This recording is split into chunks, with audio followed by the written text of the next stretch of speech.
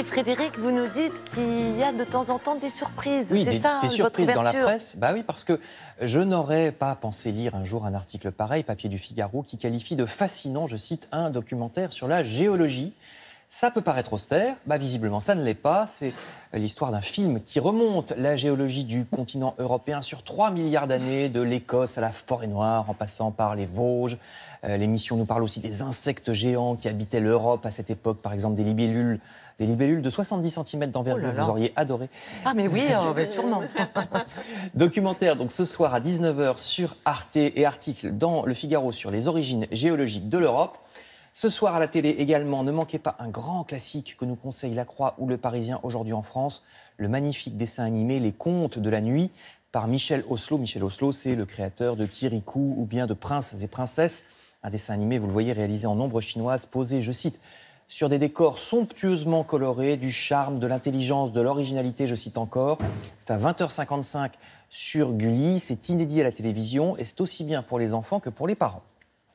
Voilà qui est dit. Voilà. Après cette gloire française, parce que Michel Oslo, c'est une gloire française à tel point que vous savez, Kirikou, ça passe pas aux États-Unis parce qu'il est tout nu. C'est un peu bête. Ce sont les Américains.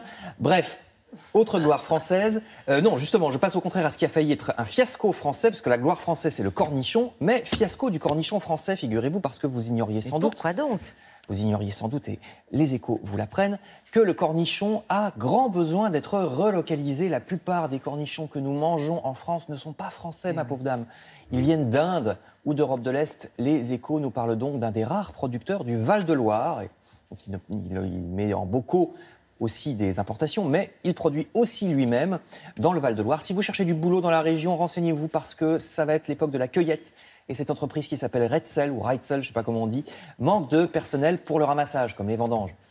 Parce que ça se ramasse à la main. Et j'ai appris que le cornichon peut doubler de volume en un jour. Donc Ah bon? Ah oui, il y a un moment où il faut les ramasser. Ah oui, c'est précis. Hein. Alors ça permet de travailler en plus d'une certaine manière à la grandeur de la gastronomie française. Et Libération, à cette occasion, nous rappelle que la malbouffe a 50 ans. Parce que c'est à la fin des années 60 qu'on a vu se multiplier les plats préparés, l'alimentation industrielle. On a tendance à oublier que dès les années 70, cette mode a été très critiquée. Vous savez que le fameux film L'aile ou la cuisse sur la malbouffe date de 76. Donc ça a commencé très tôt à être critiqué. Le symptôme, c'est que le lobby du secteur, l'Association nationale des industries alimentaires, s'appelait autrefois Association nationale des industries agricoles. Donc ils ont supprimé le mot agricole dans les années 60 pour devenir alimentaire, comme si l'alimentation n'était plus qu'en lointain rapport avec l'agriculture. Et là, c'est parfois un peu le cas. On se demandait en effet quand on voit ce qu'on peut se demander, pardon, quand on voit certains produits tout à fait industriels, j'en bafouille tellement c'est de la malbouffe, que Libé présente comme une sorte de musée des horreurs. C'est pas de ma faute, c'est eux. Je ne citerai pas les marques, vous les voyez à l'écran. Et je vous renvoie à la double page de Libération qui parle des produits les plus artificiels. Les industriels qui vont être contents. Voilà, ce sont bien des industriels. Pas des agriculteurs. Enfin, je termine avec des poissons qui ne se mangent pas, contrairement au rectangle surgelé qu'on a vu il y a un instant. Article dans Le Parisien sur les poissons rouges, qui, figurez-vous, sont aussi les victimes des abandons de la période estivale. C'est très sérieux. Oui, oui. Alors, j'ai vu beaucoup d'articles récemment sur l'augmentation des abandons des chiens et chats. On se demande ce que les gens ont dans la tête. C'est apparemment une très mauvaise année cette année.